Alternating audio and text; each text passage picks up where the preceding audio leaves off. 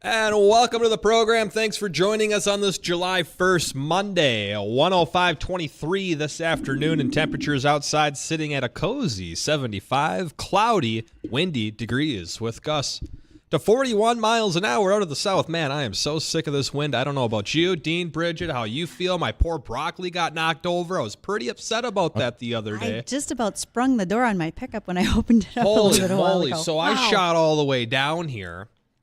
And I get out of my car in the parking lot, and the first thing that happens is the door whips open, my hat goes flying back in. I'm like, man, it is way windier than I thought it was. This Monday driving just went downhill.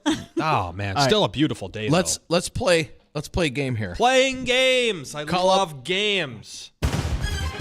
Call up. Is that the right sounder? I like it.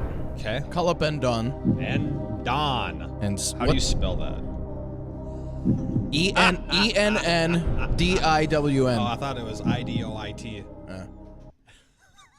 Can you spell All that right, right? I'm on Endon. All right. Temperature at Endon site for Fargo. For Fargo, 74 degrees. Temperature at the airport. 75. Only a degree off. Yeah, How about Grand Forks? 62. At Grand Forks for Yeah, Endon. And the airport at, KGFK. I couldn't think while I was talking. It happens.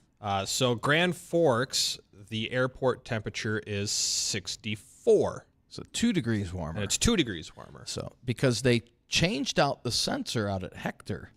So if it's only maybe the Hector effect is now the Grand Forks effect. Now it's a Grand Forks effect. Because they took the sensor from Fargo and they moved it up to Grand Forks. Hey, it's a cost-cutting move. So, hey, I mean, that's better for us here, Sure. but now I got the Hector effect in Grand Forks. Now we have to adjust our forecast. Yeah, now we have to change our forecast for Grand Forks and maybe take a couple degrees off here.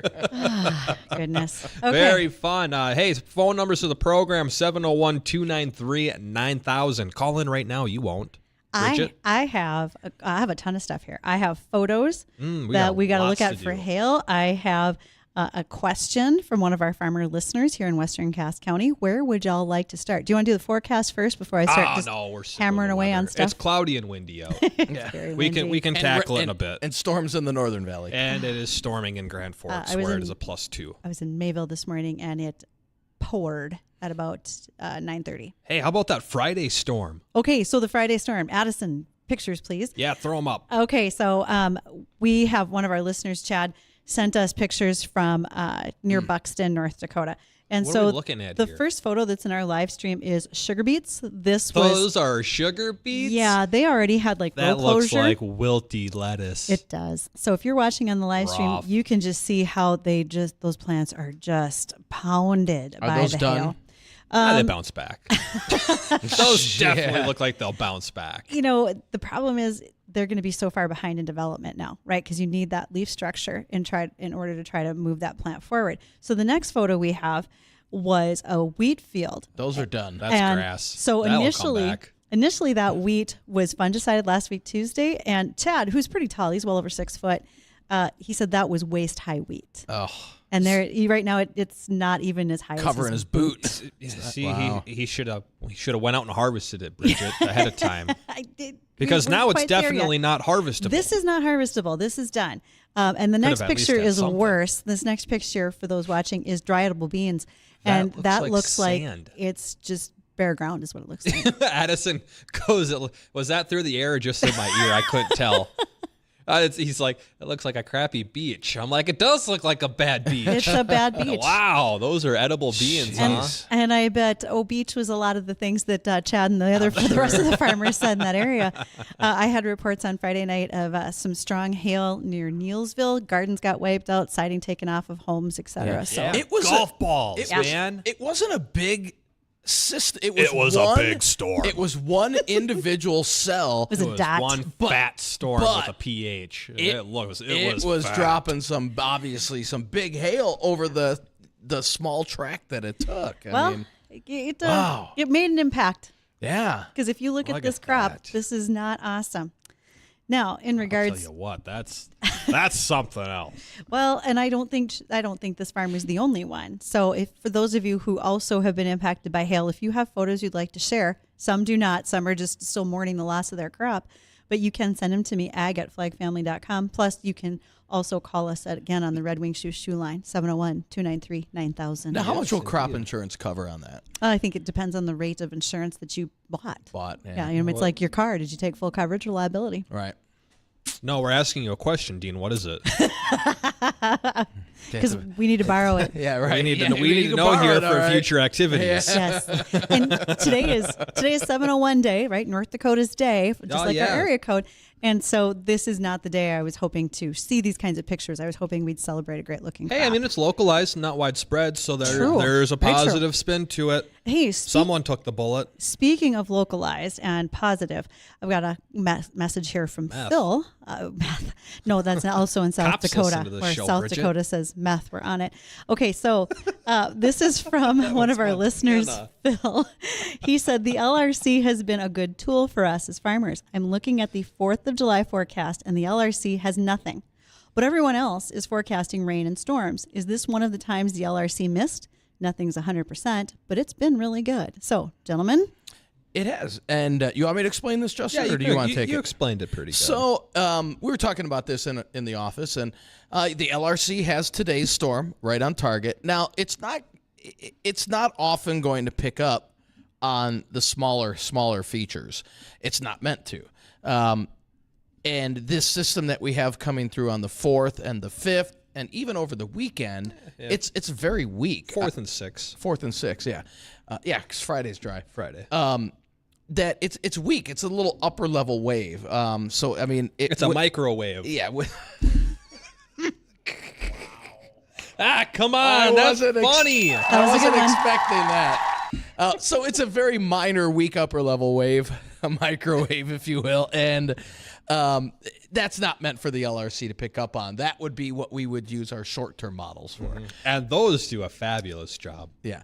Also would like to give a big shout out. And if you're listening, give us a call, 701-293-9000. So Fox and Friends were down at Randy's Diner. Mm-hmm. And our boss, Scotty, was down there. And he had a farmer come up to him and said, I want to give kudos to your meteorologist and the LRC. We follow it. It works. And he said, my brother uses it down in southern Minnesota.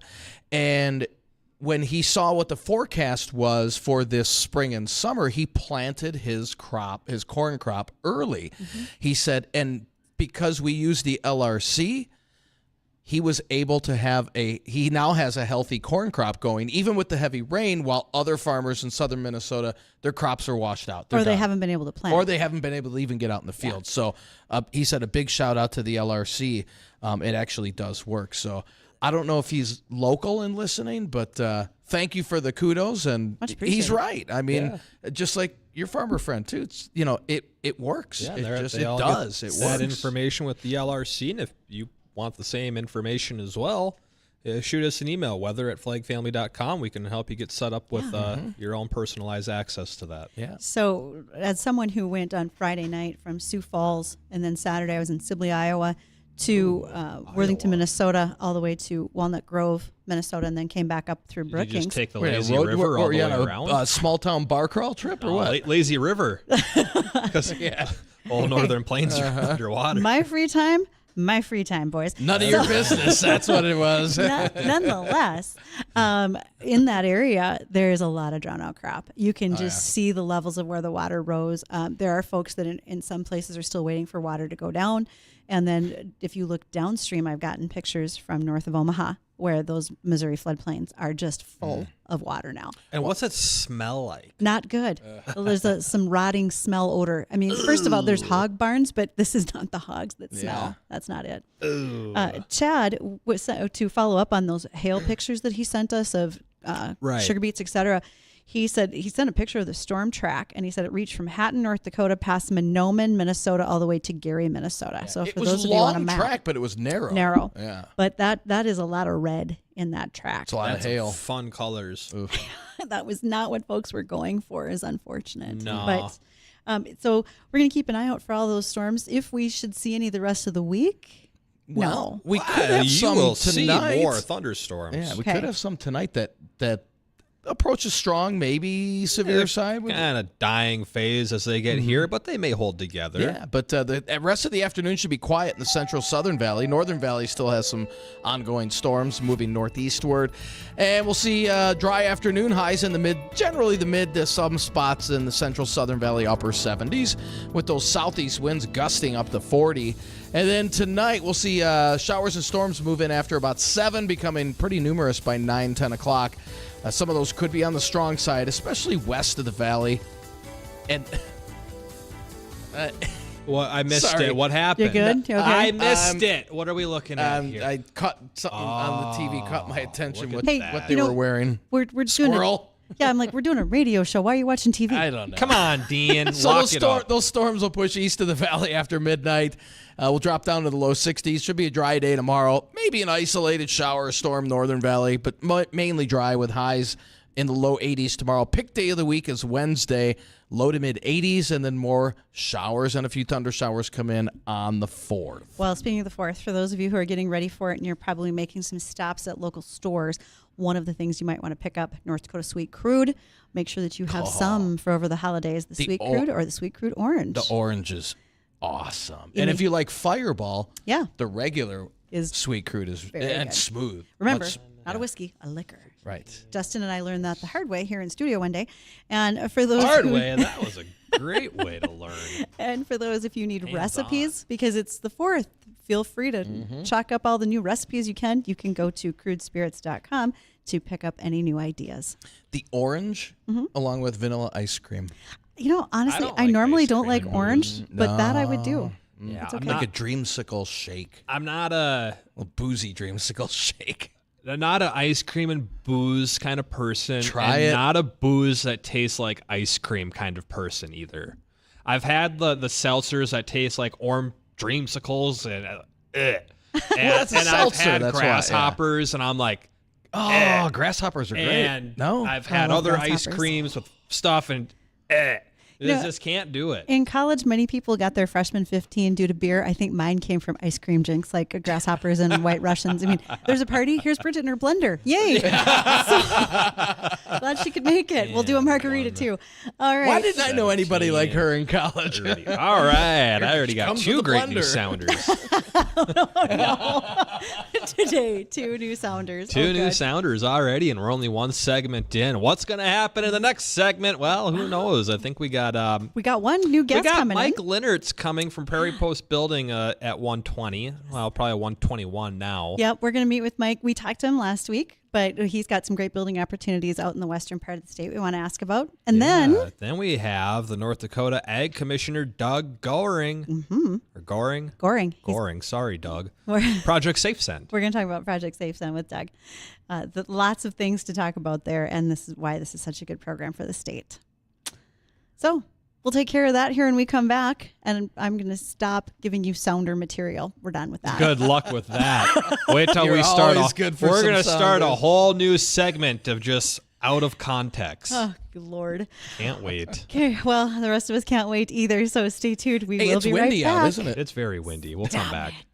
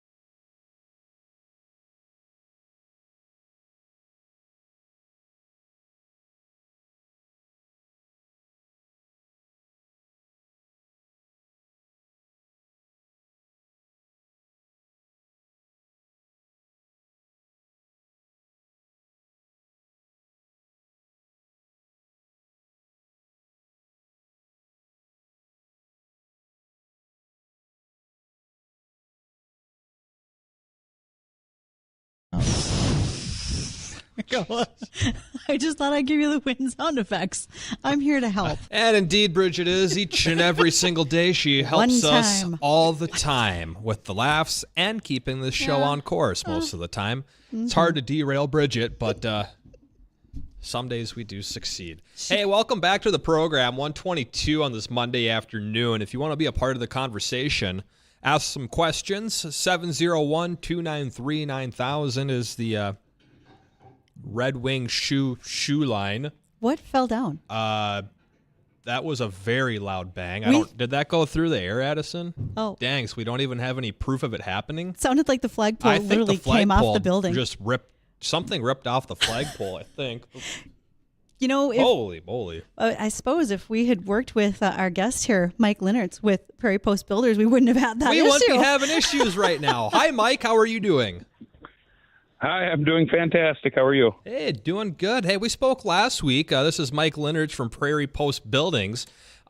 We talked last week a little bit about what Prairie Post Buildings are, what you guys do, and what's been new since last week there, Mike? Well, we've been doing the same thing since last week, and I'll tell you, the Dakotas have been strong. We're having a great year down here.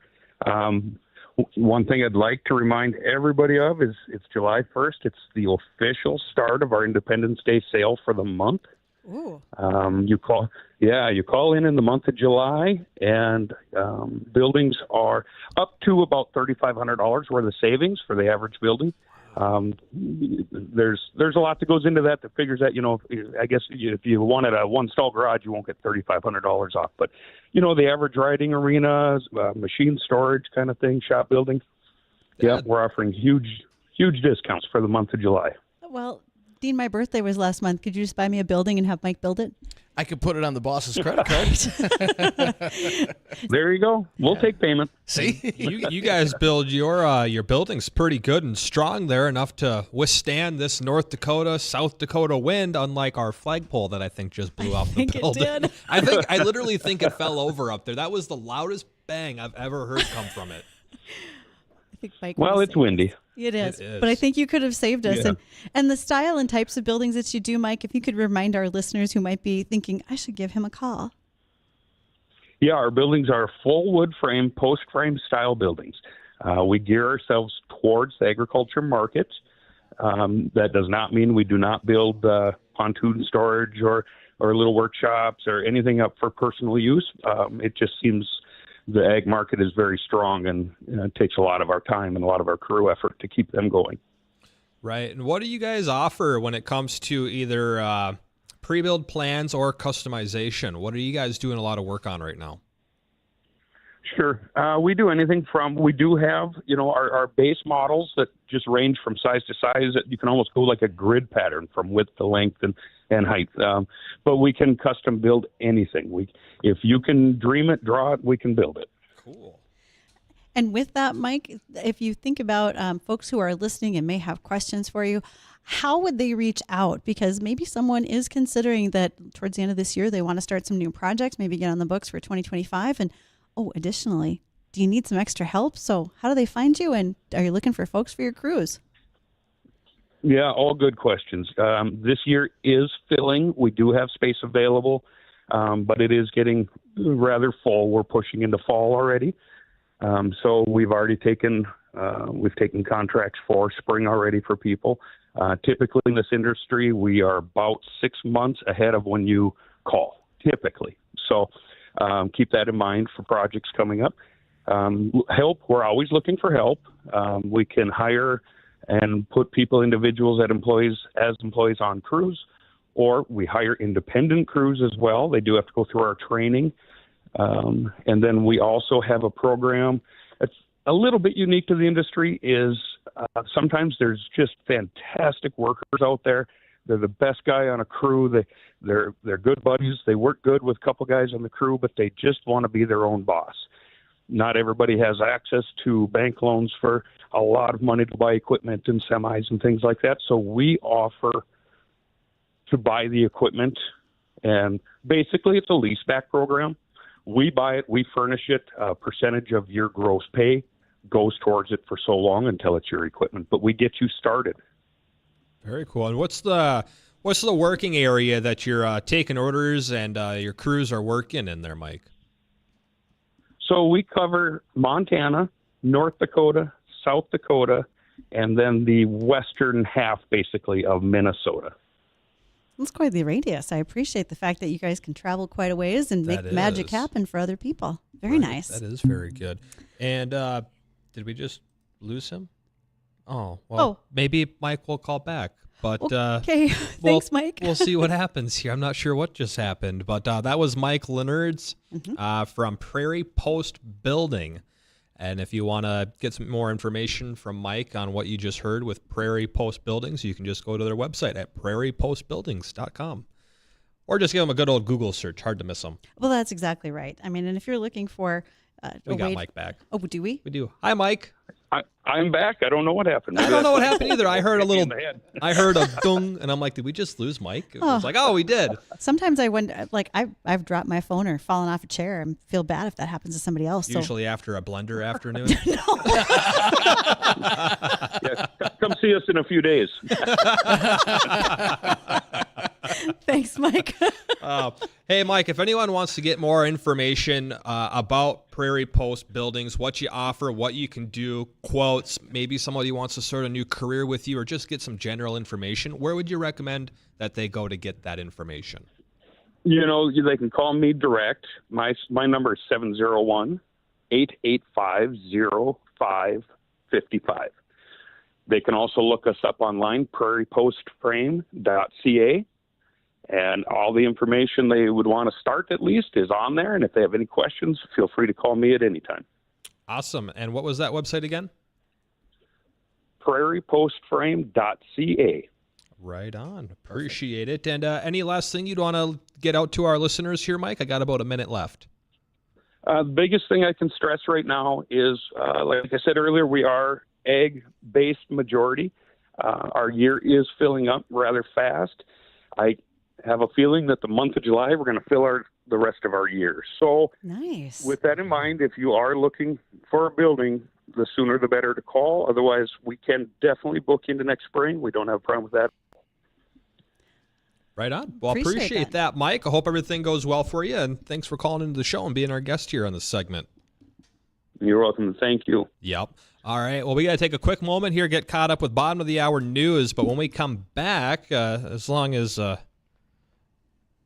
Doug Goehring isn't in a meeting, we'll have the North Dakota Ag Commissioner with us talking a little bit about Project Safe Send. And if you want to ask him or us any questions, feel free to do so. 701-293-9000. Emails to the program are weather or ag@flagfamily.com. Comment box is live on Facebook and YouTube Live. And Bridgette's somehow... No, we sponsored that. We did. Your cell phone got sponsored by Dr. Pepper. That's right. That's right. For the a short Dr. time, Pepper right? Bridgette line. You can reach her directly at, right. the I'll lucky take care ones of that. I'll have take your care of number. that. Okay. All right. We'll be right back. Stay tuned.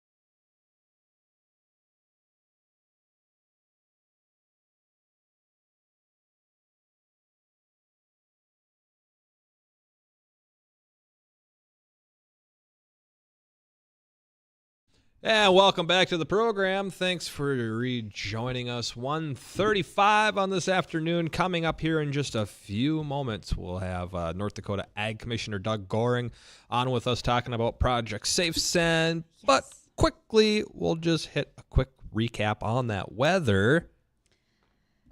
There we go. Dean? I took the first one. You took it. Well, you're supposed to take all of them. I am? Yeah. I don't know if that was in my contract. You should have read it. I know, right? I should have. You should have read it. Oh, man. We got temperatures in the mid-70s in the Southern Valley. Still only in the low 60s in the Northern Valley. That's due to not only cloud cover, but showers and storms still ongoing in the Northern Valley, moving northeastward. We'll see more showers and thunderstorms push in from the west after 7 o'clock tonight. Key time is going to probably be between about 9 and 11. Some of those could be on the strong side. They'll be in a weakening phase coming in from the central part of the state where they have a better chance for seeing some stronger storms. So after that pushes through, we'll quiet things out tomorrow. Pick day of the week is Wednesday with low to mid 80s. So not a bad looking forecast. We will have rain on the 4th, unfortunately, but that's all right. The pick day is Wednesday, and I don't have softball this Wednesday. You do or do not? Great, I do not. Oh. Something about a holiday break. Are you kidding me? Come on. It's softball. It's Wednesday. It's not Thursday. The whole thing is It's it's the state sport of North Dakota. Exactly. Yes. Anyway. Okay. We got our guest with us now. We do have our guest, and I have to apologize. I think there might have been some technical difficulty, but we got it. You didn't give the carrier pigeon the right VMix link, did you? Well, we started out with the telegraph, but apparently the line was down all the way to Bismarck. Yeah, those pigeons, I'm telling you, they got a homing sensor built into them, those government drones. That's right. They do a good job. We are joined today by Ag Commissioner Doug Goehring. Doug is in his office in Bismarck, and the whole reason we wanted to visit with him is because there is a project in North Dakota, does not involve pigeons or chemtrails, so I'm stopping that right now, boys. Okay. Cloud seeding? No, we're going to talk about Project Safe Send. Commissioner Goehring, how are you today? I'm doing well. Thank you for joining us. I'm glad it finally worked. I think I was 35 minutes, and I'm like, I'm going to be late for my next meeting. But, we promise that you won't be. We will make this work. Okay. So your office has a Project Safe Send that's been going on for a number of years. Would you like to give the background on that for us, please? Yeah. So in 1992, the project was started so that farmers, ranchers, other government agencies, pesticide dealers, applicators, homeowners, anybody could actually access this program and bring unusable, banned, no longer good pesticides, which includes the herbicides, rodenticides, fungicides, insecticides. You could bring them, no questions asked, didn't cost you anything, and you were able to bring them to a location that we determine, and we generally set up anywhere from 8 to 12 of those locations around the state every year, and it gives us an opportunity to kind of hit every corner of the state and throughout the state so that people have access to the program and can actually get rid of some of this stuff. And we've seen things that dated all the way back into the 40s. So as you can imagine, they are definitely banned or no good. So no questions asked. I think I could probably guess what some of those products were, but I'm going to bet you've seen some things like DDT, some very, very old phenoxys like 2,4-D and MCP, probably some Tordon pellets, just a few things that come to mind. Strychnine? Oh, strychnine. You remember when we used to take care of ground squirrels with those little gophers. Problems. And so that does beg the question, what won't be taken if someone were to bring items to Project Safe Send? Anything will be taken. We even take rinse aid, but I will tell you, we had to put a stop to it, or at least curb rinse aid, which, if no one is aware, rinse aid would be when you're rinsing your jugs, you rinse out your sprayer, you may have some of that product left. It's really diluted, but it's a good way to actually get rid of it. The problem is it's heavy and it's a lot of gallons, and we had to start charging for that because we were having most of our commercial applicators or pesticide companies that would bring that in. We're really looking for the product itself. We're trying to discourage people from bringing things like rinse aid in, but we'll take just about anything. It can be the dry stuff, it can be a liquid. Um, any shuttles, we'll take shuttles of product. Okay. We do have a limit though, up to 5,000 pounds. Okay. Nothing more than 5,000 pounds. You could bring 5,000 pounds and a shuttle, but that's going to limit you, and we'd have to stop right there. Sure. But I would say that if you have old fuels, like old gas cans, paints, things like that, those have to be disposed of in a different way for hazardous household materials, correct? Exactly. Great point, because we've had people bring paint and say, well, we want to get rid of it here. No, this is only for pesticides. The program is actually funded through registration fees that we receive for pesticides and products that are registered in the state of North Dakota. Most people think that program or those things that are registered are just limited to our registrants that deal with ag products. But you'd be surprised, a lot of stuff that's on the shelves of Walmart and hardware stores, even some of the glass cleaners, some of the disinfectants, they fall under that regulatory scheme. So they have to pay a registration fee. We use those then to actually run this program. Okay. Those are excellent points. And folks, as you think about when you want to be taking items in, if you have leaky jugs or containers that are, even if it's dry material and it's fallen out of the box, can you still bring those items in, or should they be repackaged somehow? So if someone does have that issue, get a hold of us, because we have some heavy duty bags that will provide you, and you can scoop it up, put it in there. Or if you think it's going to leak, or if it gets moved, something happens to it, those big bags that we have, those heavy duty bags, they are supposed to be leak proof, and you have the ability then to bring that to us, and we'll make sure it's disposed of properly. Well, we've already had the Red River Valley Bomb Squad on, so any of those items is a different place to call, not Project Safe Send. Yeah, exactly. If you used please don't. No, if you use dynamite as a rodenticide, this does not apply in this situation, folks. Very interesting. Yes. Yeah, it's a completely different type of rodenticide. Yeah. Let's make sure we hit the right classification. Wow. We are, I should probably say that this year we're down to 8 locations that we've picked for across the state. It starts July 9th, and we start in Valley City. On the 10th, we're in Bismarck. On the 11th, we're in Beulah.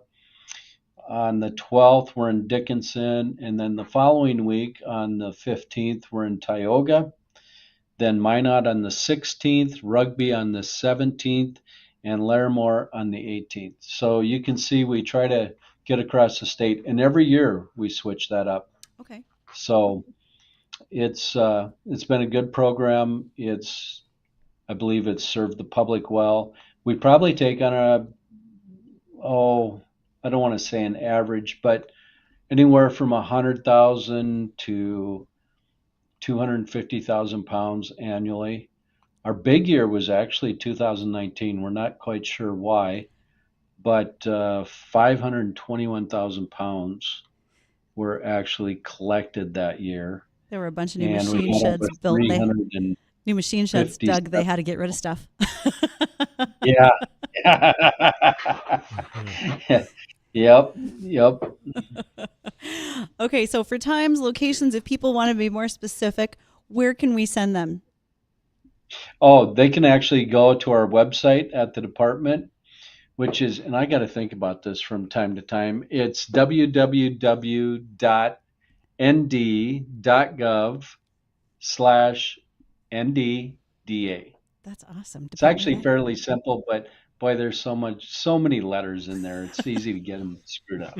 That is a fair statement. So yes, for those who are interested, you don't need to call ahead for an appointment, but do make sure you're there between 8 and noon each day at any of the sites. If you lose that link and you're not sure where to go, you can email me, ag@flagfamily.com. I have the list as well, and we'll share it. So thank you, Commissioner Goehring, for joining us today to talk about Project SafeSend. It was great. Thank you, guys. Take care. Thanks. Have a great 4th of Thanks. July weekend. You do the same. You do as well. All right. Bye-bye. All right, well, we got to take a quick moment here. When we come back, we got a few more ag topics, another check on the forecast, and I'm sure we'll find a few more new sounders to come up with. Goodness. So, all that and more on the horizon.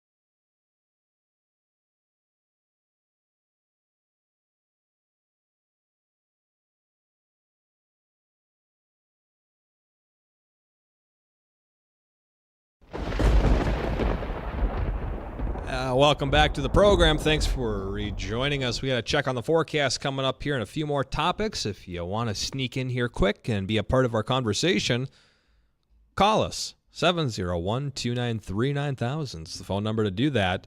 And let's touch on Ducks Unlimited a little bit, NRCS project funds. Bridgette, what's going on with Ducks Unlimited? Can do. Okay, so Ducks Unlimited is working with the National Resource Conservation Service, NRCS. Ooh. There is a program called the Regional Conservation Partnership, RCPP. And what you can do is apply with your application. You have the opportunity for funds to help build permanent fencing and other infrastructure for rotational grazing or other improvements that could affect soil health. If you are unclear how you want to approach a project or how you want to do the paperwork, you can reach out to Ducks Unlimited. They have an agronomist. His name is Sam Crone. A biologist. We've actually had Sam on the show before as well. And he will walk through some of that with you in order to help make sure that it is most effective when it's time for you to go have that talk with NRCS. So they are working together to make sure that your applications are done right and acceptable. Do you think Willie's doing this work personally? I'm not so sure that that's the case. No. We'll check it out, though. Huh, interesting. I'm glad you got that, both of you. I saw a little smirk come from Dean. Oh, boy. Come on. Man. You're having trouble today, Dean. Everything we say seems to not affect you well. You're trying. I know. I'm trying to keep it together. Never mind. Okay, fine. Next time you can be a sounder. Yeah. Okay. I'm just trying to get more material Yeah, no for doubt. the listeners out there. Arr, matey.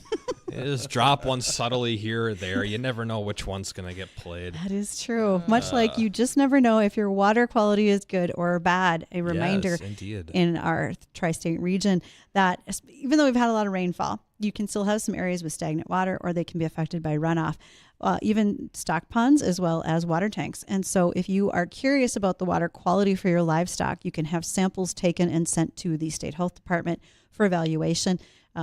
As a kid, I remember our well. Dad had to take a water sample every so often and send it to the state of North Dakota to make sure our well was still good.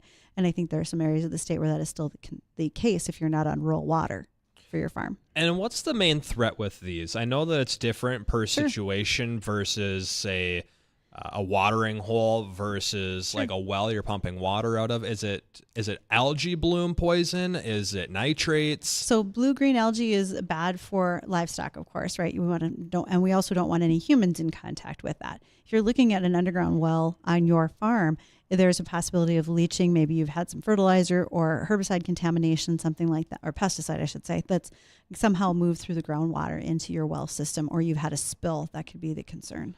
Do you remember? I don't remember where it was. Do you remember what the whole fracking thing that was going on about 5 to 10 years ago? Oh, out in the Bakken? Yeah. And people's were lighting their faucets on fire, the water that was coming out. They were lighting it on fire. Because there was a discussion, and there's some areas in Ohio I and thought it was out. Pennsylvania, I too. thought it was out east is where it Yeah. was happening. I think that's primarily, when you said fracking, I thought of the Bakken, but you're right. That would have been more East Coast because doesn't it have to do, and I'm sure there's a listener somewhere who's faster at thinking this off the top of their head, but there was like natural gas that was also through some of those well lines, and that's why they were able to light that on fire, was because there was such a content. Yeah, they of did flammability. something they weren't supposed to, and Right. somehow there was some petroleum product that Yes. got in their well. Yeah. And when they were pumping it up, they were burning off either it was gas in the water or if it was some sort of I would feel like it had to be oil residual or the fracking chem. I don't remember I'm what thinking it it was was. a gas. I thought it was gas too that got mixed in with the water. I've seen those pictures. Yes, but It was pretty cool. I saw some videos of people doing it. And I'm like, holy crap. I did some of the stuff like that in high school chemistry, which also explains my grade. Nonetheless, those things can happen. Was it that or too many times you carrying the blender around from place to place? The blender was my friend in college. I was not that in high We school. got a suitcase model, man. It fits right in the backpack. You ever see those little ninja bullets they got now? Yeah, those were That's not like available perfect. That's personal drink size right there, and you just keep reloading the sucker. then. Just for a smoothie. All right, we're good to go. I got a personal grasshopper maker in my wall or in my back pocket. We're just not talking now. All right. How about bird flu spread in dairy cows? I know we touched on this a little bit last week. Well, why are you carrying bird flu around, Dean? What are you doing? Don't ask. Don't ask. Don't tell. Okay, so one of the things that we are seeing statistically is that there are a lot of shared common denominators anyway between poultry operations as well as dairy operations, and this is really coming out of Michigan. The transmission is likely due to some very indirect epidemiology links, such as shared personnel between the different locations. 20% of affected dairy employees and 70% of dairy employee family members work on other dairies. So when you're going from one place to the other, if you're not following careful biosecurity procedures, that will be part of the problem. 7% of affected dairy employees also work on a poultry operation. So now you have that potential connection between the dairy and the poultry. Shared vehicles, whether it's coming from your vet, your nutritionalist, your milk tank hauler coming from one dairy to the other. They could be carrying the virus on their tires and vehicles. So a lot of that also could be affected by a dead stock company that's going from one place to the other to remove the dead carcasses, and then they're carrying the virus on the trucks, or could be infected in other ways. So in summary, there are a lot of potential transmission links between those two types of operations. And again, biosecurity, so very, very important. I had the opportunity last week to visit with a gentleman from the Minnesota Department of Ag. He'll be joining us here in the month of July to talk about biosecurity with dairy farms, their poultry operations, and then also what's been going on since some of this flooding occurred in southern Minnesota and how that impacts food safety and security in that state. I got another question here. This isn't a prepped one. Oh, this gets fun. This is going to be good. Okay, I can't wait. Interesting. All right, here we go. Oh, man, I'm killing the moment now, too. Everything's lagging. I have some additional comments for you, but please continue. All right. I went to the grocery store the other day, and I was floored when I saw the price of avocados coming in at a whopping $2 per avocado. Yep. What happened? Avocados from Mexico. Oh, my God. Well, It used to be like $2 for a buck, or maybe it was $2 for $2. They were $1 each, another twice. Were they ripe for the 30 seconds that they last? Because that obviously they're hard jacks as the rocks price like up. the rest of them. Yeah, They sit there for 3 weeks until you can eat them, and by that time they're bad anyways again. I would say that there's a lot to do with shipping and transportation costs.